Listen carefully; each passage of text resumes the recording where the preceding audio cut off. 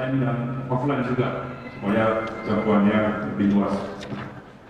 Demikian disampaikan Ustaz. Assalamualaikum warahmatullahi wabarakatuh.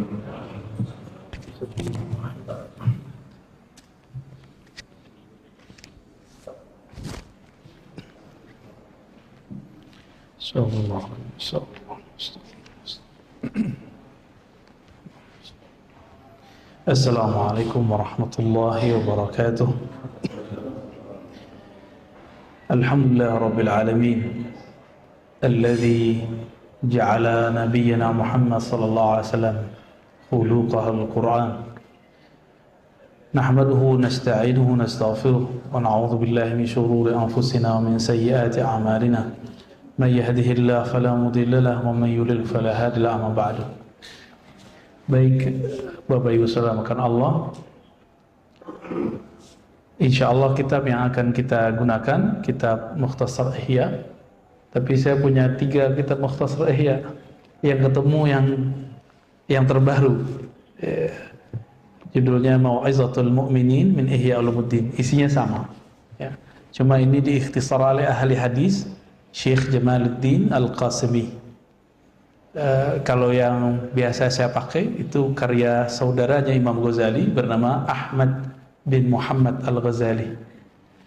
Sebenarnya tadinya mau pakai itu, tapi lagi cari-cari. Seandainya ketemu besok saya balik ke kitab itu ya, insya Allah. Sebelumnya untuk membuka hati pikiran kita baca surat Al-Fatihah, surah pembuka Al-Fatihah. A'udzubillahi bismillahirrahmanirrahim. Ar-Rahmanir-Rahim. Ya.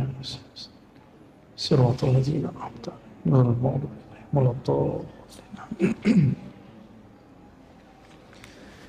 Bapak saudara makan Allah, Ramadan ini spesial karena masih corona dan kita diperbolehkan untuk ke masjid dan alhamdulillah sudah tahu pola-polanya meskipun berjarak. Semoga hati kita tetap dekat. Amin ya rabbal alamin. Saya langsung membuka kalau di kitab ini langsung jilid 2, kitab Riyadhatun Nafs. Kitab Riyadhatun Nafs. Bab tentang riyadah nafs. Biasa tadi disebut tazkiyatun nafs. Yang lebih tepat riyadhatun nafs. Karena tazkiyah itu bagian dari riyadah. Apa arti riyadah? Riyadah itu artinya berlatih, melatih nafs. Nafs itu terjemahannya bisa jiwa, bisa berarti sukma, bisa berarti diri. Itu terjemahannya. Tapi nafs ini dia punya kecenderungan kepada hal-hal yang negatif, disebut syahwat. Dan nafs itu punya perangkat zahir. Untuk melihat dia punya mata, untuk mendengar dia punya telinga, untuk berbicara dia punya lidah, untuk masalah seksual dia punya faraj, kelamin, untuk makan dia punya mulut dan perut. Maka nanti an-nafs ini akan ngajak ke arah sana semua. Supaya si nafs ini dia terlatih, disiplin, maka ada caranya namanya riyadhatun nafs, riyadah. Nah, riyadah itu kalau bahasa Arab menunjukkan makna sesuatu yang dilakukan berulang-ulang sehingga disiplin. Contohnya, Bapak, Ibu, Saudara ini kalau tidak melatih diri bangun, subuh hari nggak akan bangun sekarang, benar nggak? Maka bisa bangun subuh begini, saya yakin sudah lama berlatihnya. Dan alhamdulillah Allah izinkan kita mendapatkan keberkahan satu Ramadan subuh berjamaah. Ya, Nabi mengatakan al-barakatu li ummati fi bukuriha, keberkahan bagi umatku pada paginya. Maka pada pagi ini bergabunglah 2 keberkahan, keberkahan subuh dan keberkahan Ramadan. Ditambah yang ketiga, barakatul ilm, keberkahan ngaji. Alhamdulillahirabbil alamin. Apa dalil kita wajib melatih jiwa? Di dalam Al-Quran yang dijadikan dalil untuk tazkiyah itu surat Asy-Syams ayat 9, surat 91 ayat 9. Apa kata Allah Ta'ala? Kita sudah hafal barangkali ya. Qad aflaha man zakkaha. Sungguh, nah ini penegasan yang luar biasa. Allah mengatakan aflaha, telah beruntung, telah lega, telah sukses. Man zakkaha, siapa yang melakukan tazkiyah terhadap nafs. Baru, ini bagian dari riyadatun nafs. Apa arti tazkiyah? Zakkaha, yang membersihkan nafs dari kebiasaan buruknya.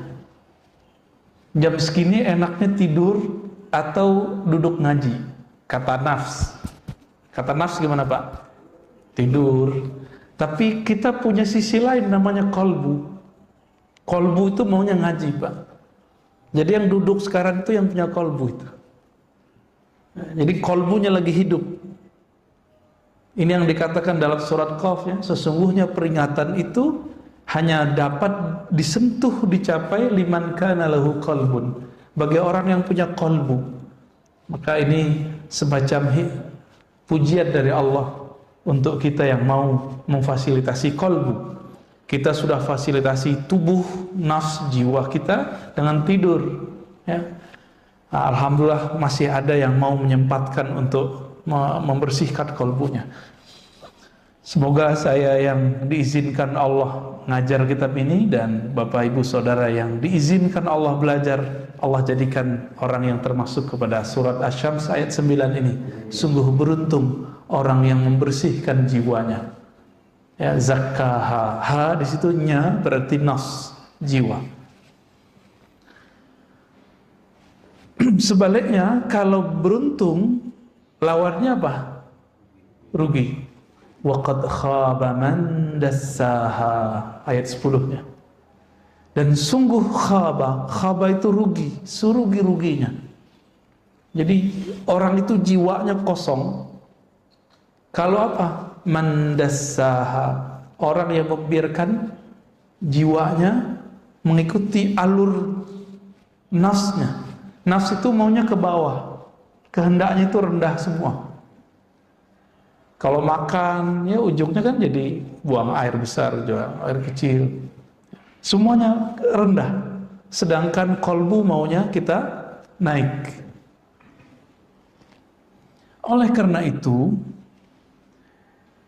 menurut Bapak Ibu semua, wajib nggak membersihkan diri, melatih jiwa, atau sunat?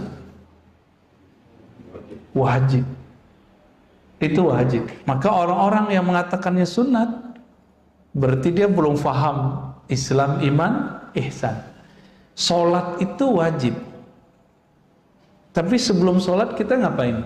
Wudu. Wudu itu kan membersihkan fisik. Tapi adakah kita yang membersihkan badan dan dia juga membersihkan jiwanya saat dia berwudu? Jika itu terlaksana, maka khusyuk langkah pertama itu sudah tercapai. Jadi kenapa kita was-was di dalam sholat? Itu karena belum melakukan tazkiyatun nafs saat berwudu. Itu sebenarnya ya. Dan di dalam Al-Quran Allah Subhanahu wa ta'ala menyebut orang yang sudah melakukan riyadhah, latihan terhadap jiwanya dengan cara membersihkan jiwa itu dengan sebutan khuluqin azim. Siapa itu? Nabiuna Muhammad sallallahu alaihi wasallam. Maka dalam surat Al-Qalam ayat 4 ya, surat 68 Allah berfirman, "Wa innaka la'ala khuluqin azim." Sungguh engkau wahai Muhammad ala khuluq ya, sungguh berada di atas akhlak yang azim. Kata azim berarti besar dan agung. Azim ini beda dengan kabir. Azim ini lebih menyentuhnya kepada rohani kita. Makanya Allah menyebut azim ini cuma beberapa kali. Rabbul Arsyil Azim, Rabb, pencipta, pengendali, pengatur arasy yang agung. Tapi orang sekarang debat, Allah duduk di atas aras, Allah di atas aras, atau Allah cuma menguasai aras. Itu perdebatannya sekarang. Orang nggak mau memahami apa lafaz azim itu. Orang sekarang berdebat, saya tidak tahu arsy itu makhluk atau bukan. Itu perdebatan yang berbahaya. Ya. Padahal Allah bermaksud menyebut arsy bukan untuk kita berdebat. Ini duduk di atas, bertempat di atas. Itu kesalahan arah orientasi beragama. Cuma karena jamaah sebagian sudah terjebak membayang-bayangkan Allah, maka kita juga kadang-kadang harus bahas. Tapi pada pagi ini kita nggak akan bahas begitu, Pak. Ya. Kita lebih ke arah tazkiyatun nafsnya. Hadis yang sering kita dengar itu jarang orang menyebutkan sumbernya. Setiap bulan Maulid, bulan Rabiul Awal, orang menyebutkan hadis innama bu'istu liutammima makarimal akhlaq. Itu kan satu redaksi. Itu riwayat siapa? Ternyata riwayat ini nggak pernah dibahas oleh para asatis, para dai sepanjang hidupnya. Bahkan dari kecil dia membahas Maulid, dia nggak tahu itu hadis riwayat siapa. Ya nggak? Udah tahu Pak riwayat siapa Pak? Nggak tahu kan? Tuh kenapa tuh nggak tahu? Katanya nyuruh belajar dari kecil, dari brojol dan bumi, ya, al-mahdi ilal lahdi, sampai ke liang lahat. Si ustadz yang ngomong begini aja nggak tahu Pak hadisnya, dia nggak mau mencari di mana sumbernya. Ini berarti dia juga membiarkan dirinya dalam jahlun, ya, kejahilan itu, taklid jadinya.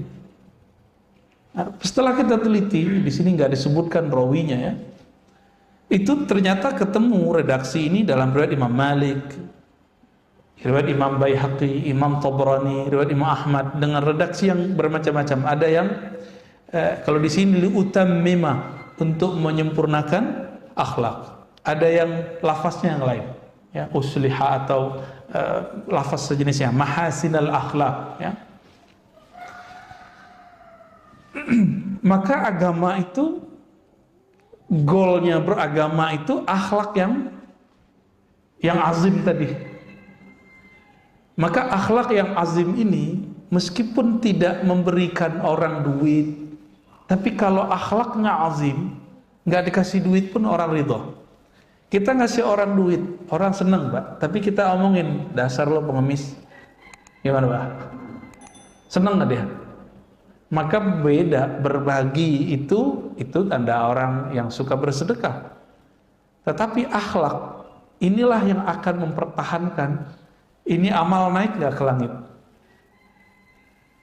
Jadi banyak kita yang memisahkan antara ibadah dengan akhlak, ngaji sama akhlak. Maka sekarang orang banyak belajar yang disebut hijrah, ya.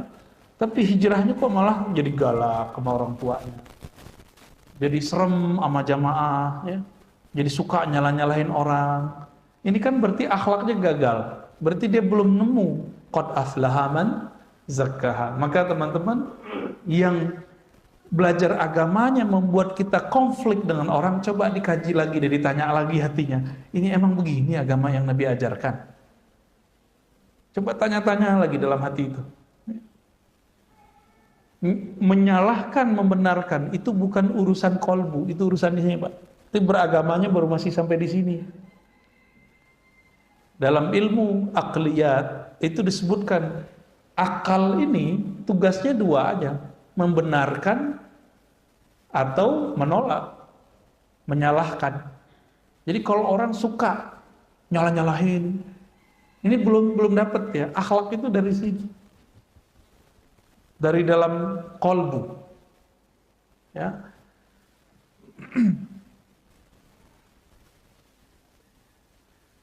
Maka Nabi SAW dalam hadis yang sahih itu mengatakan wa khaliqin nas bi khuluqin hasanin. Nah, coba lafaznya ini.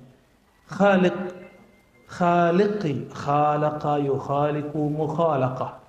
Satu akar kata dengan khalaq, khuluq. Ah, ini kata kunci. Ternyata khalaq artinya ciptaan, karya. Kalau khuluq itu akhlak yang kita sebut moral. Apa persamaannya? Persamaannya, kalau khalaq penciptaan, Allah yang mencipta. Kalau khuluq itu adalah kreasi kita, seakan-akan kitalah yang membuatnya, padahal itu juga dari Allah. Maka khalaq tidak bisa dirubah kecuali pakai operasi.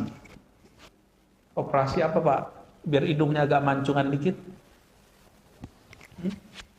Plastik ya.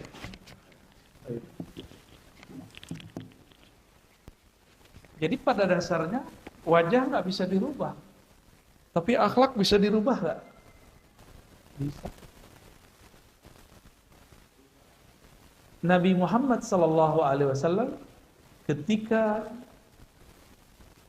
berdakwah itu cuma 11 tahun, nggak sampai 10 tahun di Madinah, 13 tahun di Mekah. Dibandingkan Nabi Nuh, berhasilan mana? Nabi Nuh kurang dikit dari 1000. Rasulullah. Nabi Ibrahim umurnya hampir 200, 170-an.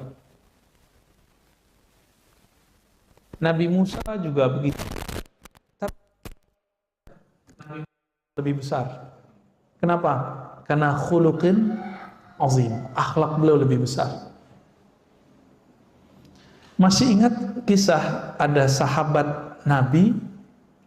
Sahabat Nabi ini kan macam-macam, ada yang Badui, ada sahabat Madani, Madinah atau Muhajirin. Orang-orang Badui ini nggak tahu tempat buang air itu di mana. Dulu kan kita kan sekarang udah punya peradaban nih, WC, tempat buang air kita udah punya. Dulu orang Arab Badui itu mirip-mirip sopir angkot zaman-zaman dulu Pak. Ngeliat tembok langsung nembak di situ. Kebayang?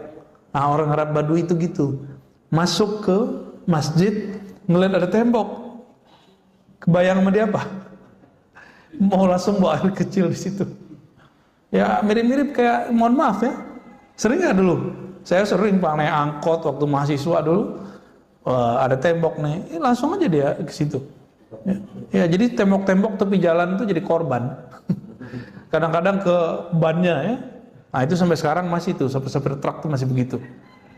Kita heran kok begitu gayanya ya. Nah ini Badui itu. Orang begitu tuh Badui. Kira-kira kalau masjid kita, ya mohon maaf ya, bahasanya kasar, dikencingin orang gimana? Marah kita. Maka sahabat-sahabat pada ngambil alat pukul, mau mukul dia. Secara hukum fikih itu benar. Tapi dalam hukum kolbu itu nggak boleh. Karena orang yang buang air kecil ini dia nggak tahu akhlak itu, dia belum belajar. Maka Nabi mengatakan, jauh, udah biarin. Kamu siram aja temboknya disiram, lalu bawahnya disiram. Nanti kan meresap. Dulu kan nggak pakai begini Pak. Jadi malah dapat ilmu sahabat Nabi. Ilmu apa? Cara menghilangkan najis di tembok dan di tanah. Dapat ilmu, berkah jadinya. Ini Arab Badui, mulut besar tuh suka ngomong. Datanglah dia kemana-mana, saya kencingin tuh masjidnya Muhammad. Tapi dia nggak marah-marah tuh katanya. Jadi orang-orang akhirnya penasaran. Bulan berikut terjadi gelombang besar-besaran, orang Arab Badui masuk Islam. Jadi cuma karena urusan buang air kecil Pak. Ya, begitu Rasulullah. Tapi hari ini bagaimana orang berdakwah?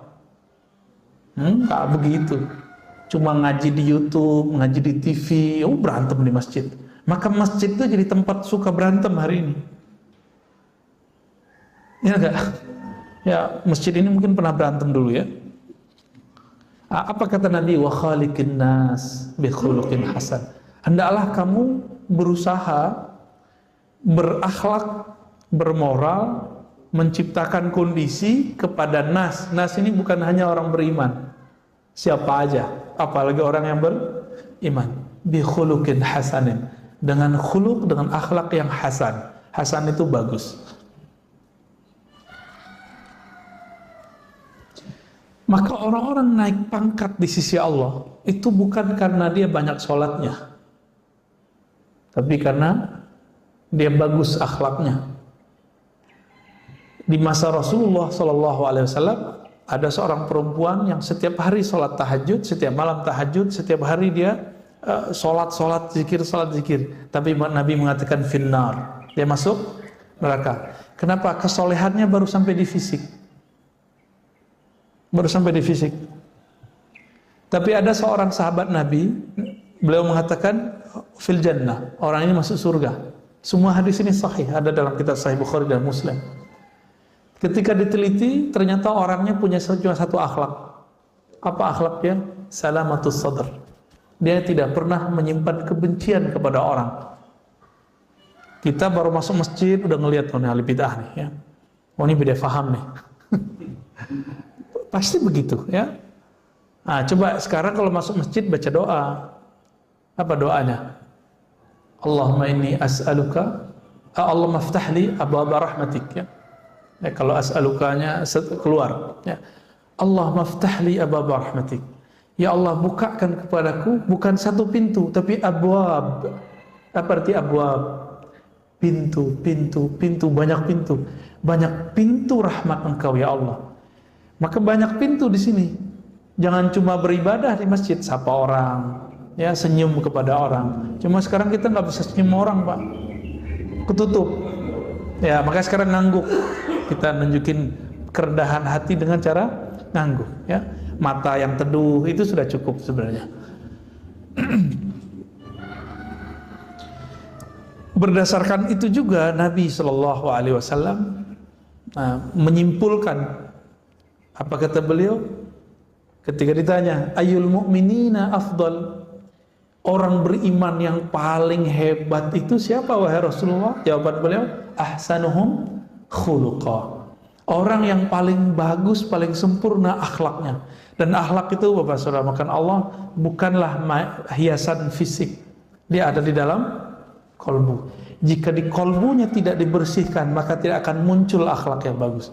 Maka kitab ini nanti akan membimbing kita bagaimana cara membersihkan kolbu. Di kolbu kita ada merasa lebih baik dari orang nggak? Terbersih Pak? Ada ya? Ada ya. Saya punya pengalaman lama Pak tentang merasa lebih pintar dari orang itu. Karena ujiannya orang yang belajar satu ilmu merasa lebih pintar dari orang. Sampai sekarang rasa itu muncul, tapi kita langsung ta'awuz. Maka mohon maaf, saya bisa merasakan dan bisa mengecek Pak di wajah Bapak itu ada rasa itu atau tidak. Itu membayang di wajah. Hati-hati loh Pak ya. Ternyata ahli psikologi punya ilmu tentang itu, membaca raut wajahnya begini, gimana itu kebaca ya. Mungkin Bapak yang ahli kejiwaan, psikolog itu bisa baca bekas itu di wajah saya masih ada. Bukan berarti sekarang saya udah nggak sombong, masih ada itu, tapi kita halau terus setiap hari.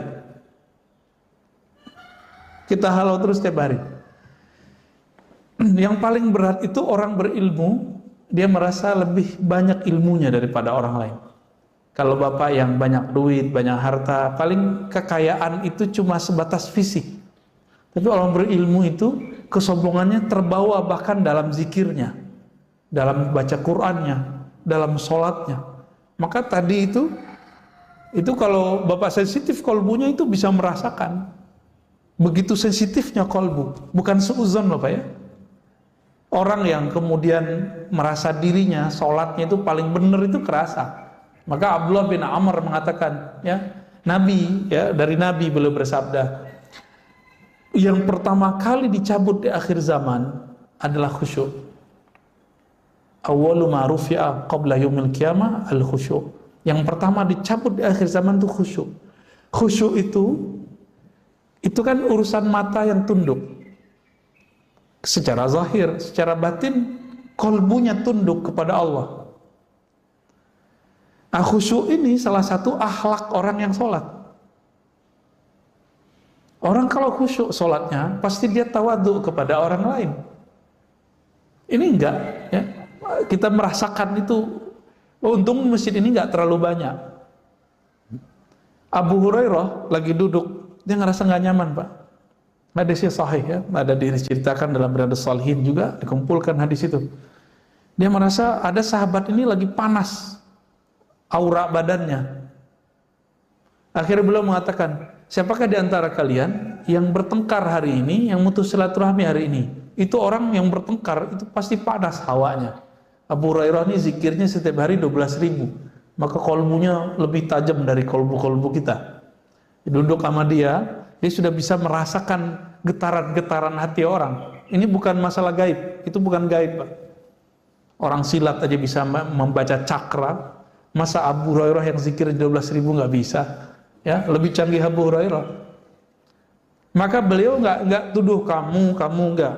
Beliau cuma bilang, siapa yang mutus silaturahmi hari ini, bertengkar hari ini, pulang minta maaf, baru balik sini. Kenapa? Majelisku adalah majelis malam Jumat, malam ini amal diangkat. Orang yang mutus silaturahmi, amalnya tidak diangkat. Nanti majelis kita tidak dibaca di sisi Allah Subhanahu wa taala. Kira-kira begitu pesan beliau ya, kalau kita terjemahkan secara bebas.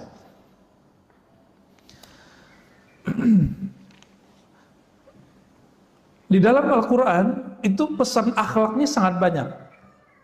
Misalnya kita sering dengar imam baca ayat wal qaziminal ghaidha wal 'afina 'anil nas. Ya, surah Ali Imran kan sering dibaca itu. Itu pesannya akhlak. Selama ini sering dengar kan? Apa arti kazim? Kazimin al-ghaiz. Bukan memendam emosi, tapi kazimin itu yang menghalau emosi. Kazimin al-ghaiz. Maka salah satu zuriat Nabi dulu ada namanya Musa al-Kazim. Karena beliau itu nggak pernah marah. Mau dibully orang segimana aja dia nggak pernah marah. Ini Musa al-Kazim. Ya. Anaknya Syekh Asnawi Caringin itu namanya Ahmad Kazim. Saya pernah berziarah ke sana, kaget juga kita namanya Ahmad al-Kazim. Lalu bagaimana cara untuk mendapatkan husnul khuluq atau al-akhlaq al-hamidah, al-akhlaq yang sempurna, yang baik?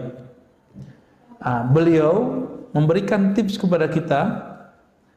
Caranya adalah bersihkan sumbernya, maka hulunya gitu ya, muaranya akan bersih. Bersihkan dari dalam. Jadi jangan cuma bersihkan luarannya.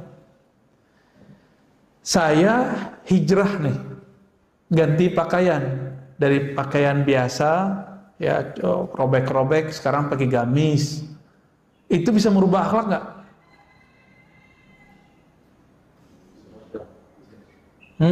Gimana Pak? Belum tentu. Bisa jadi preman bergamis. Ya, tadi Pak. Pakai serban, pakai kopiah, ya, pakai ginian, ya. Terus pegang mic. Udah jadi ustadz aja. Kira-kira gimana? Kolbunya belum dibenerin. Kalau dia ceramah kira-kira gimana? Nah itu, Bapak sudah tahu jawabannya. Dia kalau nanti ceramah cuma ganti casing. Dulu menghujat orang tepi jalan, sekarang menghujat orang yang beda faham dengan dia. Itu aja bedanya. Dulu kalau kita masih remaja itu kan pengen cari lawan, pengen bergesekan sama orang. Betul, ini sama. Walaupun bergamis, berserban, berkopiah, akan cari gesek terus. Maka jangan sibuk pada ganti penampilan, sibuklah dalam mengganti sumber penampilan itu di mana. Nah, ini yang harus kita benerin Pak. Kitab ini membimbing ke arah sana. Insya Allah besok kita mulai masuk ke bab kolbu. Ya. Kolbu itu apa aja karakternya, model-modelnya. Ya. Atau malah pagi ini aja kali ya langsung. Kita pendek aja nih. Ya. Jadi cara pertamanya kita harus diagnosa dulu. Ini kolbu kita, kolbu yang mana nih? Kolbu itu kan dibagi 3 aja. Sehat, sakit, mati. Kolbu yang sehat, kolbu yang sakit, kolbu yang mati. Saya yakin yang hadir ini pasti hidup semua kolbunya, nggak ada yang mati. Berarti antara 2 aja. 1 sehat, 2 sakit. Termasuk saya, Pak. Termasuk saya, bisa jadi saya kolbunya sakit. Bisa jadi Bapak lebih sehat kolbunya daripada saya. Nah, ini bisa terjadi. Kenapa? Karena megang mic begini, pakai kopiah begini, pakai gamis begini, tidak ada jaminannya. Kami begini, kolbunya lebih sehat. Oleh karena itu, guru-guru kita dari dulu itu selalu pesan, kamu kalau mau jadi dai, guru, dosen, benahi dulu kolbumu baru ngajar, gitu. Saya dipesenin gitu dari guru saya semenjak saya umur 12 tahun. Saya masih ingat sampai hari ini, ya. Ada namanya Syekh Abuya Rizwan namanya dulu, ya, namanya nama orang lokal, Pak, tapi beliau ngomong gitu ke saya. Kita ditepuk-tepuk tuh, dikasih tahu, kamu kalau mau ceramah, ya benahi dulu kolbu. Kalau sudah membenahi kolbu, nanti baru bisa membenahi kolbu orang, gitu. Kalau kita membenahi kolbu, nanti orang itu takjub bukan kepada pakaian, tapi takjubnya nanti dari hasil yang dikalamkan. Karena al-ajabu fil libas hatta yatakallam. Takjub pada pakaian itu cuma sampai dia ngomong. Kalau dia ngomong ketahuan, gitu doang, gitu. Gimana nggak, Pak? Pakai sorban nih, saya pakai kopiah segala macam. Tahu-tahu ngomongnya nggak jelas, ngelantur. Dan sekarang kita lihat fenomena umat Islam suka dai-dai yang punya euforia. Mohon maaf ya, suka dai yang mu'alaf. Sekedar dia bercerita tentang masa lalu beragamanya, lalu semangat dia masuk Islam, silakan. Tapi sekarang dimintain fatwa. Maka saya agak nyinyir bagian ini. Serem, Pak. Dia masuk Islam, seharusnya ngaji dulu, nyantri dulu, benahi dulu kolbunya. Kan habis makan yang haram juga, pasti dia makan babi kan sebelumnya. Ya, itu harus dibersihkan, ada cara bersihinnya, ada zikirnya. Dimandikan dulu. Ada kan itu hukumnya, kalau versi ahli fikih sunat, tapi bagi saya mandi masuk Islam itu wajib. Itu mandi, ya pindah agama kan. Akhirnya apa yang terjadi? Karena gagal faham belajar fikih, gagal faham belajar akidah, ada yang si dai ini sekarang bangga nabrak anjing, ya kan? Dan begitu. Yang tidak bisa membedakan politik itu bagian dari iman atau bukan. Kan politik bukan bagian dari iman, Pak. Ada politik bagian dari iman. Ya, masjid ini mungkin pernah jadi korban. Politik bagian dari iman. Akhirnya beda pilihan politik menjadi beda iman. Memang ada ayatnya. Nah, itu akibat si dai, si muallim belajarnya bukan dengan kolbu. Kolbunya belum dibenahi. Akhirnya kata orang, berita, pecahlah kita selama 2018, 2019. Mau diulang lagi 2023, 2024. Ini tinggal berapa tahun nih? Ini 2021, Pak. Tinggal nunggu 2023, 2024. Nah, kita nggak mau itu terjadi. Kalau itu terjadi lagi nggak tahu deh, ya. Gimana jadinya masjid-masjid kita ntar. Ya. Kawan saya sampai nggak mau sholat Jumat di kantor-kantor dulu. Kenapa? Setiap kali Jumatan dia mendengarkan hate speech, ya, ujaran-ujaran kebencian. Padahal dia sama pilihannya sama si ustadznya. Kok bisa gitu? Nah, kolbu yang sehat itu ciri-cirinya sederhana. Kolbu yang sehat itu yang bisa menikmati hidangan-hidangan kolbu. Hidangan kolbu bernama sholat. Sholatnya nikmat, atau imam itu kalau ngimamin berasa kayak capek kita, Pak. Ya panjang nih bacaannya. Nah, berarti dominan tubuh ini nafs kita daripada kolbu. Jadi kolbu yang sehat itu yang kolbunya mendominasi jiwanya. Kolbunya mengatur jiwanya. Bukan jiwanya ngatur kolbunya. Kolbu yang sakit sebaliknya. Jiwanya ini, nafsnya ini mengatur kolbunya. Kalau seorang ustadz mu'alim atau public figure sama. Senangnya punya pengikut bukan? Follower kalau artis. Maka dia kalau ilmunya baru sampai di follower, jika nanti followernya terancam kabur, dia akan berusaha bagaimana cara memperbaiki itu walaupun mengorbankan kolbunya. Maka kita lihat ini sudah banyak ya. Banyak sekali para da'i menjadi mad'u. Dia da'i artinya ngajak, tapi malah diajak. Dia seharusnya influencer, memberi pengaruh, tapi malah dia dipengaruhi. Seharusnya dia menjadi orang yang diikuti, sekarang dia mengikuti selera followernya.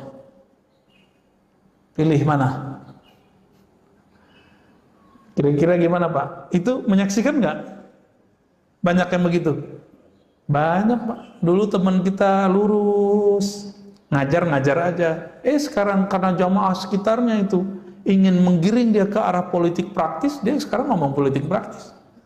Padahal si ustadz ini tadinya itu dicintai banyak umat. Karena dia mulai masuk ke politik praktis. Kita mesti berpolitik Pak. Harus ada orang yang masuk ke politik praktis, itu fardu kifayah. Tapi si ustadz yang di bagian ini seharusnya tidak. Dia cukup mendorong semangat kebangkitan Islam. Untuk urusan politik praktis dia nggak usah macam-macam lah. Akhirnya apa? Orang yang tadinya suka ngaji sama dia sekarang udah nggak ngaji sama dia. Jadi jangan-jangan kalau kita masuk ke bukan wilayah kita untuk nyenengin satu kelompok, kita gagal untuk bisa menyinari kelompok yang lain. Nah ini terjadi. Ya. Dan yang ketiga, kolbu yang mati.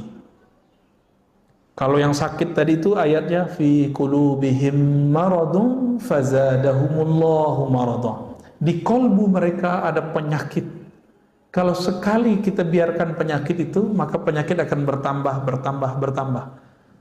Kalau orang yang mati kolbunya, sawaun alaihim, sama saja.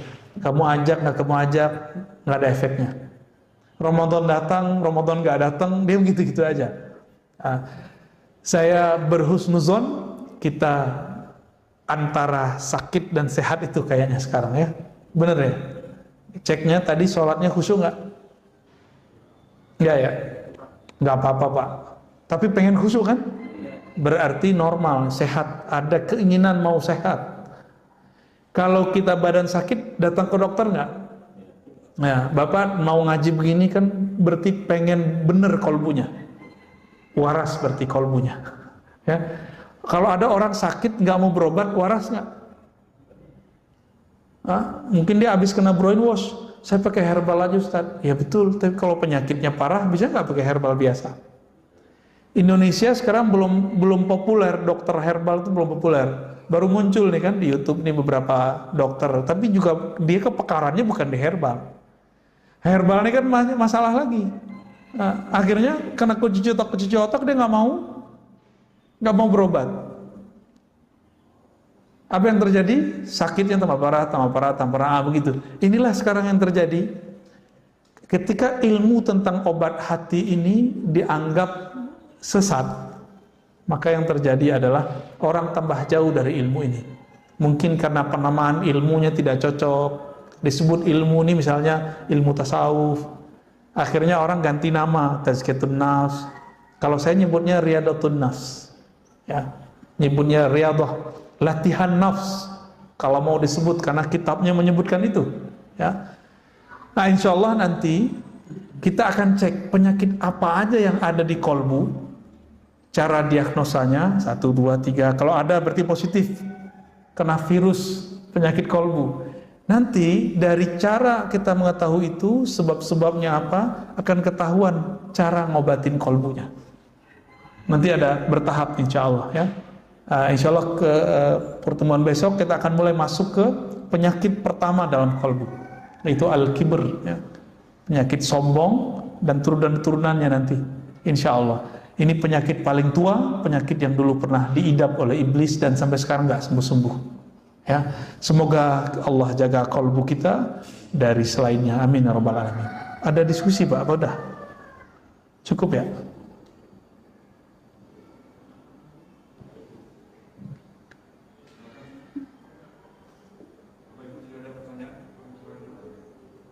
Ya. Ya. Assalamualaikum. Tadi mengenai kritik atau apa gitu ya. Kalau kita menjaga hati kita, apakah lalu bagaimana kalau kita mau kritik atau sama orang? Ya. Bagaimana Caranya, ya. Tadi imam kita baca ayat wa tawasau bil marhamah.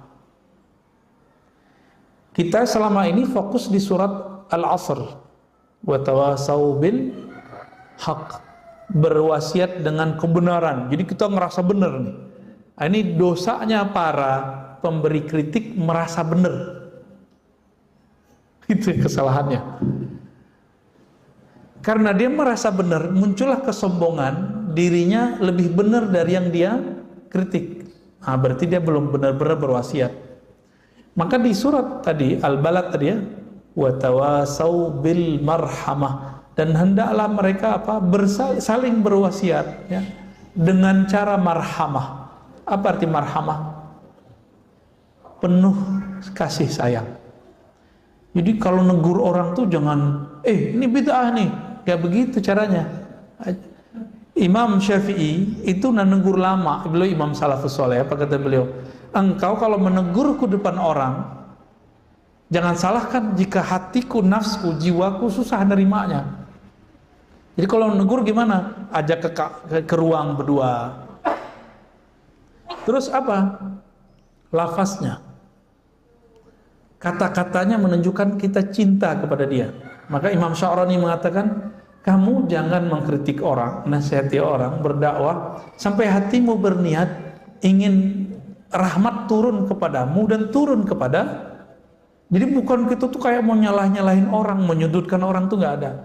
Maka kritik yang sahih, kritik yang disampaikan dengan cara kasih sayang, tidak menyudutkan orang, itulah yang disebut al-haq, itulah yang disebut as-sabr. Sabar ini wajib atau sunat? Wajib.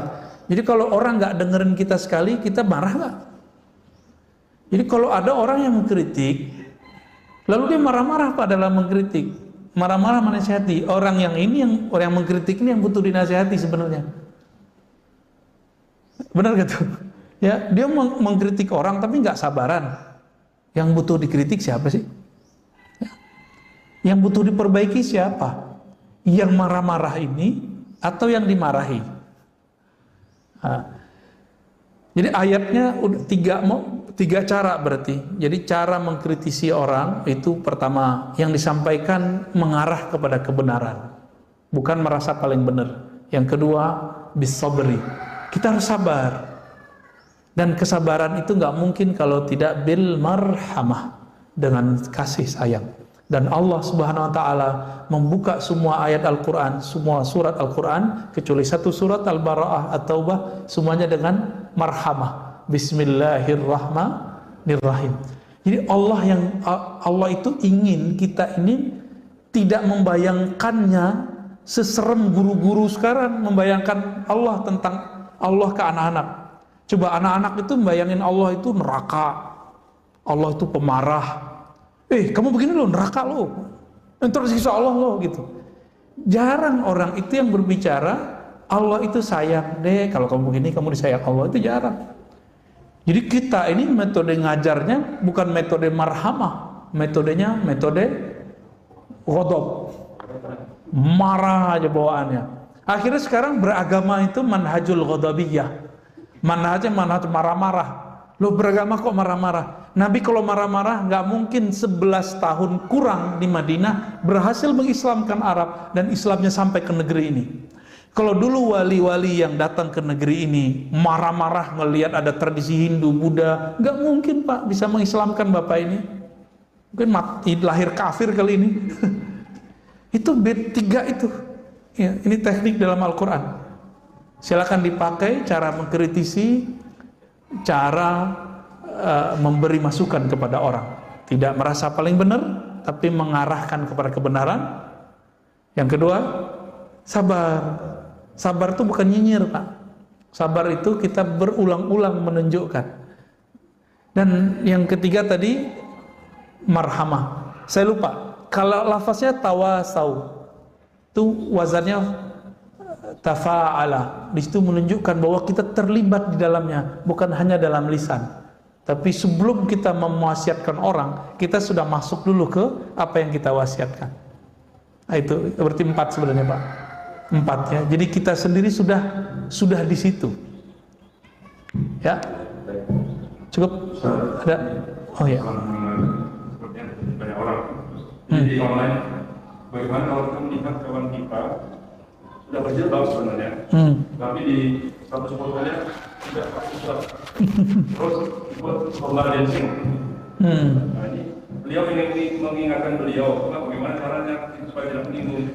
Iya, kalau ada orang belum berjilbab, jilbab itu kan model nutup aurat. Itu fisik Pak. Targetnya bukan dia pakai aurat, nutup aurat atau enggak. Targetnya dia mengenal siapa yang nyuruh nutup aurat. Maka kenalkan dulu orang ini kepada yang memerintahkan nutup aurat siapa? Allah. Jadi kenalkan dulu Allah itu sayang kamu. Jangan bayangkan altar neraka lagi. Nanti kalau dia merasa safety daripada ancaman-ancaman neraka, dia buka jilbab lagi Pak. Maka saya dakwah waktu di Paris tuh sama jamaah kita saya nggak pernah bilang, kamu buka jilbab, enggak. Ada yang pakai roknya pendek, segala macam, biarin aja, penting mau ngaji. Nanti dia nanya, Ustadz sebenarnya jilbab gimana sih? Jawaban saya sama. Ibu, mbak, teteh gitu ya, kenali dulu yang nyuruh pakai jilbab. Nanti pasti pakai jilbab sendiri, nggak disuruh-suruh. Padahal di sana susah lah Pak pakai jilbab. Ya, kerja itu susah, apalagi semenjak kejadian kemarin kena prank sama anak SD gitu ya. Jadi kenalkan dulu si anak, teman, orang yang mau kita ajak mengamalkan satu syariat dengan syariatnya. Apa arti syariat? Zat yang menyuruh satu perintah itu. Nah, kalau enggak jadi beban. Perempuan pakai aurat tuh beban sama dia, gerah aja bawaannya. Benar gak? Sholat itu bagi anak-anak kalau pakai ancaman dia tegang Pak. Tapi kalau anak kita coba kita bilang, Dek, puasa ya. Ntar kalau puasa dikasih hadiah motor, mobil ketinggian ya, mobil-mobilan maksudnya. Sepeda bagus, udah semangat. Dia berpuasa itu happy. Coba Bapak bilang, awas kamu gak puasa. Ntar Papa pukul 10 kali. Itu anak tegang Pak. Baru jam 8 udah lemes dia. Kalau dia pakai iming-imingan tadi, itu kan tauhid anak kecil. Tauhid anak kecil tuh iming-imingan. Maka bapak, saudara, ibu semua yang sudah sebesar ini, seumuran ini, jangan lagi ibadah karena pahala. Ibadah karena kita kenal siapa yang nyuruh kita beribadah. Allah itu. Pahala itu udah pasti dapat. Karena kalau masih pakai iming-imingan, berarti di dalamnya ruhnya masih bocah ini. Masih anak-anak ini. Cuma badannya gede, mukanya udah mulai keriput gitu ya. Dalamnya masih bocah. Tauhid anak-anak, tauhidus sibyan. Ini semoga pagi ini langsung naik menjadi tauhid remaja, tauhid dewasa. Puasa bukan karena iming-imingan surga, tapi karena ingin diridhoi sama yang punya surga. Kalau yang punya surga dari ridho, masuk surga nggak? Pasti masuk surga. Pasti jauh dari neraka nggak? Pasti dijauhin. Baru nanti harapan ke surganya itu full, karena kita kenal siapa yang nyuruh puasa. Itu Pak. Udah cukup ya. Jadi berdasarkan ini Bapak sama Allah berpuasa di masa pandemi ini semoga tidak mengurangi rasa hikmatnya. Kita alhamdulillah difasilitasi oleh teman-teman pengurus. Semoga Allah memakmurkan hati mereka dengan keikhlasan. Amin ya rabbal alamin. Dan untuk kita yang ngaji, Allah terima puasa kita, salat kita, zikir kita, dan Allah sempurnakan kekurangan kita. Amin ya rabbal alamin. Allahumma nas'aluka khaira hadzal yawm wa khairan fihi wa ba'da wa na'udzubika min syarri hadzal yawm syarri ma fihi wa ba'da. Ya Allah, kami minta kebaikan, keberkahan, cahaya di hari ini dan cahaya setelahnya, kebaikan setelahnya, dan jaga kami ya Allah dari keburukan hari ini dan keburukan setelahnya. Rabbana atina fid dunya hasanah wa fil akhirati hasanah wa qina adzabannar. Wa sallallahu ala nabiyyina Muhammad walhamdulillahi rabbil alamin. Demikian dari saya, mohon maaf. Assalamualaikum warahmatullahi wabarakatuh.